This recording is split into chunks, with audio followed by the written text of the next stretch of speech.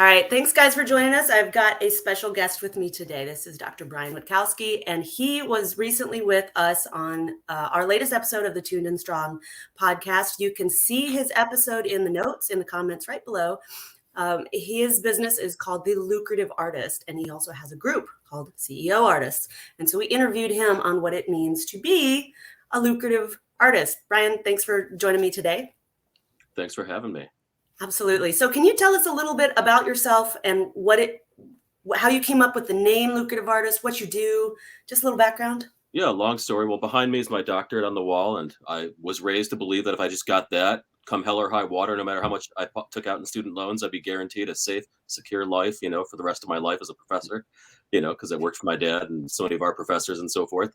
And now too many people had that same idea. So long story short, I, trying to make it, different teaching and so forth and performing and just struggling as a freelancer and all that stuff. And basically I had a really bad mindset around money. I wasn't charging my worth. I was taking any job I could get for any amount I could get, as opposed to waiting for the right thing that I really wanted to do at the right price. And, lots of crap happened in my life, and just, I didn't have a good money story. And so many people are going through the same thing because we're only trained for a very specific set of jobs, and we're not taught what to do for anything else, even though we're highly qualified and highly capable of doing great things as entrepreneurs and thriving and so forth.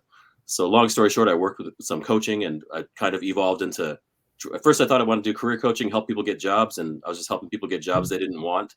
And so I basically moved into business coaching, helping people create the jobs they want, because we all can be entrepreneurs and create the jobs we actually want. We just can't be afraid to step into the light and do it, and find our ideal clients and find the ideal people who will pay us the right price for the right service we're offering. And, not be afraid to just realize that, when you do step into that and when you do charge more and so forth, it's your statement to the world of your competence and skill set and so forth. So the more you charge, the more credibility you can have, the more of the right people will come to you. And, there's a different way from the rat race we're trained for. Let's just put it that way. And so long story short, founded The Lucrative Artist, and I started coaching and doing business coaching for people in the arts and related creative professions and adjacent services to kind of overcome these challenges we all have. Because, everybody has a friend who just wants to live the pity party the rest of their life. And we have to, we feel like we have to make our life, appease that story or other stories like that. And, there's something different we can do out there. And sometimes we have to just be willing to change our mindset and change the way we think. And also really get comfortable doing the right kind of selling, which that's another big thing I'm passionate about, because, that's the only thing that actually gets money in your bank account is a sale. And, for some reason, we avoid it like it's the plague. And so we don't know how to have the actual authentic conversation. We're just accustomed to getting spammed all the time. And we don't know what to do to actually get the right people to give us the right amount of money for the right reasons. So helping people overcome that and take their business and their growth to the next level. There's somebody out in the world who's willing to pay any price for anything. You just got to create the right offer and be willing to have the right conversation. Whew, you unpacked a lot. That's brilliant. I mean, the thought about, living the pity party life, I seriously get that. Like, we think we're supposed to be broke. We're musicians. We should be broke. I mean, we're the starving artist. I mean, which is just the biggest bunch of bull. I mean, wasn't Michelangelo one of the richest artists of his time? He wasn't broke or poor. And I tell people in the singing world, literally nobody had a successful audition on an empty stomach. That's true. Even the beggars in Les Mis, even the best in those roles, they weren't starving at their auditions. Well said. Well said.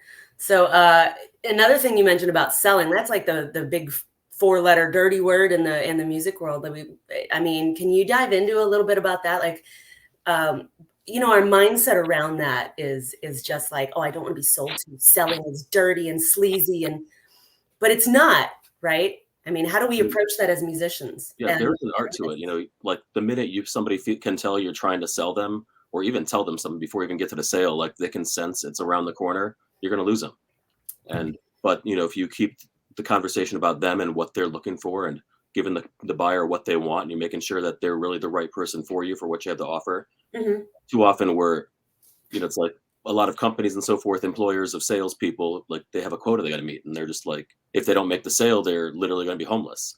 And that, causes, the wrong kind of energy that impacts the sale, and people, you get those vibes, and you just want to get the heck away from those kind of people.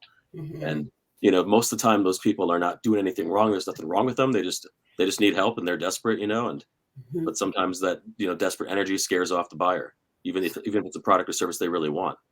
Mhm. So how do you tell musicians that selling is actually more of a service and not a sleazy thing? Because we've all had that scammy, that scammy experience where you're like, "Oh, I can tell exactly what you're doing. You're just trying to sell me on something. You don't know me. You just want my money." Right? And But as that's part of musicians and artists, we're entrepreneurs. We have to pay the bills. it. Yeah. So what do you Get say to to know them? me. We gotta form the authentic relationship first. It doesn't matter. Like it doesn't matter how perfect your product is or your service is. Like everything, there's one of my coaches talks about the law of gender, the law of germination. There's basically a germination period for everything. You Mm, put the corn in the ground, and it's not going to grow right away. Just like if you initiate a relationship, it's not going to get you that high ticket sale, right away. It's going to take time. The person's got to get to know you. One thing I found is like just with the coaches I've worked with, the ones that I've known for the longer time, I can be comfortable paying a higher price to because I understand what they're doing and why. But if I just knew them the same day, if they tell me that they charge 10, 20, or even $100 or 100 grand, whatever the price is, it's like, no, I'm not ready for that. right. If you don't have that relationship with them, why would you trust them? You don't know them, right? So No, same with us as artists. And I'd love if you to speak to that about more about charging what you're worth. And so, I mean, how many times have we been told that we have to take gigs, all the gigs, whether they're paid or unpaid, just for the experience? The experience doesn't put food on the table necessarily. I mean, no, there's a germination period, but then you've got to charge. How do you get yeah. out of that charging pennies into charging thousands? Yeah, sometimes I talk to people like if they're playing for a wedding, for example. How are you like a diamond? That's actually one of my recent blog posts from last fall. And what is the lifetime value of what you're offering? Like, are they going to get divorced? They should probably want to make that wedding as memorable as possible. And for some reason, the actually paying the musicians becomes an afterthought, even though it should be just as important as the $10,000 cake. You know, Hmm. I always tell people if the ring's going to cost 2 months' salary, then you at least should be paid at least 2 days of a salary to, make sure you can make the gig worth your while. Ooh, that's a good one.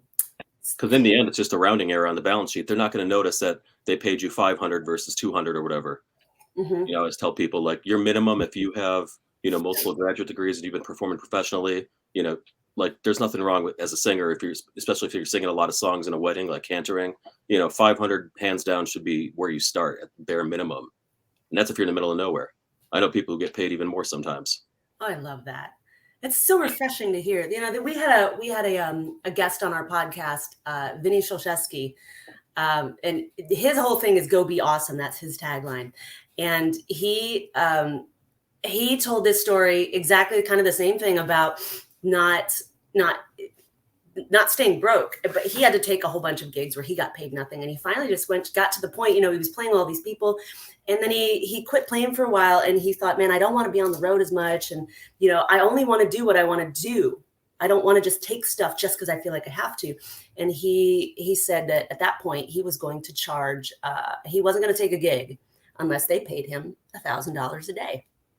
That's right. And yeah, and I think he said it was Martina McBride's tour, which he's done before, and he wasn't sure. Like he really just didn't want to go back out on the road, but it's not like he didn't want to at all. But it was that whole thing of like, I've got to make this worth it for me with everything else that's going on. And he quoted them that number, and they said, okay, you know.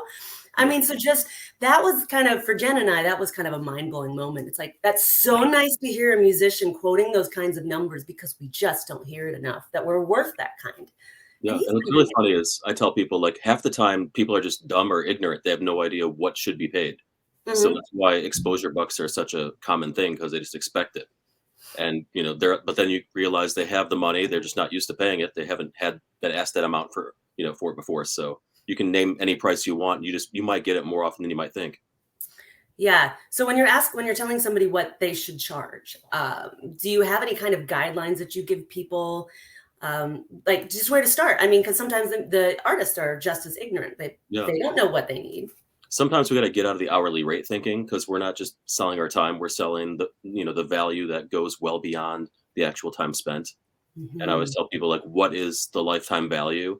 You could argue that 10% of that lifetime value could be the metric for a lot of situations. If you're going to help somebody do something that's going to help them make, actually, when I was in college, for example, I was told your degree is going to get you $1 million in at least in earnings the rest of your life. That was 20 years ago. So hopefully that can, if that's the case, then I guess they can charge 100 grand for a degree, right? Sure. But similar thinking though, don't be afraid to think from that perspective. What's the lifetime value of what you have to offer? And, also like what other revenue sources are you bringing in? What other opportunities are you creating for that buyer as a result of you doing the gig or doing the teaching or something? Is there a new relationship you're bringing in? Are you going to bring in your audience to the table? That's also going to be, buying more, stuff at the place, the venue where you're performing or whatever. There's so many more things than just strictly the time we're performing or teaching or whatever. That's absolutely correct. I heard that same kind of thing. Like if I hire somebody, the return on investment should be 10 times what I pay them. So if I'm paying somebody $100 an hour, or for 10 hours a week, well, that's math for me right now. So if I'm paying you $400, you should be making me $4,000.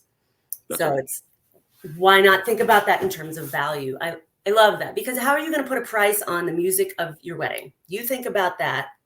It's like, or what's going to go in your commercial, what's going to go in wherever you have music. I mean, think about all the different places we have music and what that value is provided. So, I mean, why not just, you know what? I like the idea of charging, just throwing out a number that scares you as an artist, just to see what they'll say, because all they can say is, well, that seems high. I mean, they're probably not going to say no. I mean, they might, but if you feel like you're actually worth that number, so say you've only been charging $80, why not charge 120? I'm thinking per hour, but why not? Just I'd had that exact same experience recently. I was trying to figure out what to charge for something that I'm doing, and I took my rate and thought, well, if I discount it this much, whatever, I don't know if they'll pay it, but I thought, what if I just say $100 an hour? And they went, that seems reasonable. Well, there you go. So you just never know.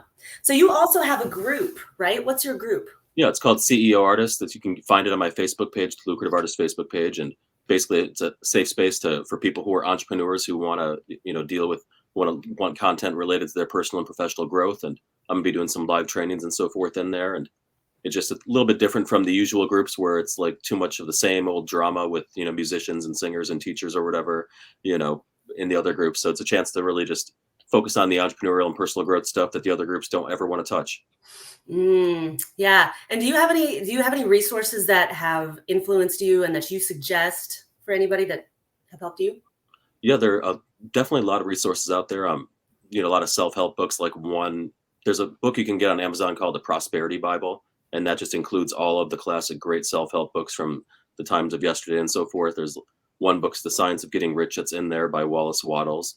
You can read that book, and it's fascinating to think that it almost reads like it was written today, except that it's talking about how life was back in the day then. But if you took away farming and replaced it with the internet or whatever, there are so many interesting similarities that have transcended time. And it's one of those, like I like to say, it's pragmatic permission, no matter your politics or religion or your social situation or whatever. Like you can basically read that text and get the permission you need to take your life in the direction you want to go in for the right reasons. Because the more we earn, the more we bring into our life, the more good we can do in the world, and the more we can help the rest of the world get better. The more I heard somebody recently in a podcast interview say that like we could actually help make the world a better place and take care of the environment better if all the poor people got as rich as possible as fast as possible. Because people living hand to mouth can't afford to do all the perfect things, being good stewards of the earth and so forth. So the more people we can help, the more wealth gets created. There's a reason why the stock market is now like 100 or 1,000 times what it was, 100 years ago. Things compound. I love that. Yeah, like how are you going to help the world if you stay broke?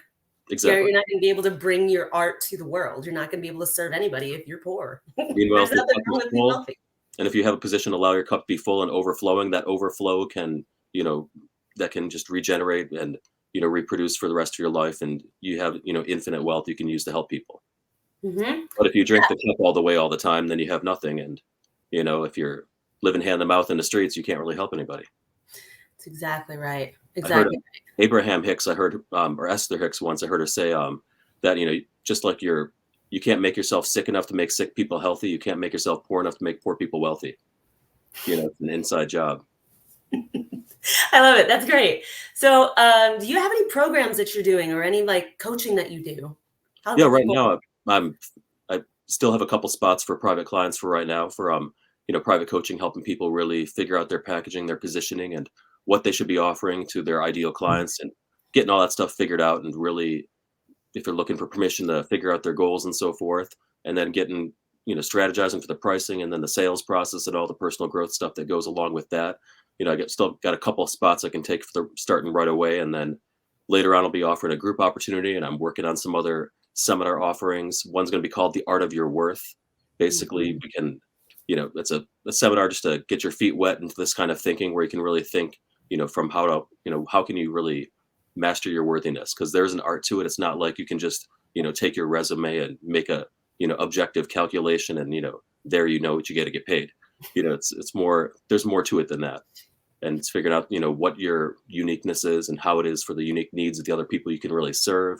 And there's more to it, so it's going to be launching a seminar offering around that. And I'm also working on some sales seminars that I'm going to be throwing out there too, helping people just get comfortable with like the right questions to ask and how to ask it. And there's just like in an audition, you got to know when to talk, when not to talk, when not to shake and look nervous and so forth. Same, there are different techniques in a sales situation to make sure you're getting to the right sale for the right reasons. Absolutely. Absolutely. And if there's and you and I have talked about sales back and forth on some of the people that we're listening to. And if there's one thing that I've learned recently, it's that about sales being a service, and going back to what we were talking about, sales being a service and also having a relationship with people. It's not, yes, you do need to make an income, but you only need to be selling to people that really can benefit from what you're trying to sell them, not just for the money. So you have to have that right mindset. And I love that you're dealing with that, because we don't like to sell as musicians sometimes. And it's like, well, there's nothing wrong with it. Yeah, Other we got people to do need it. to hear your art.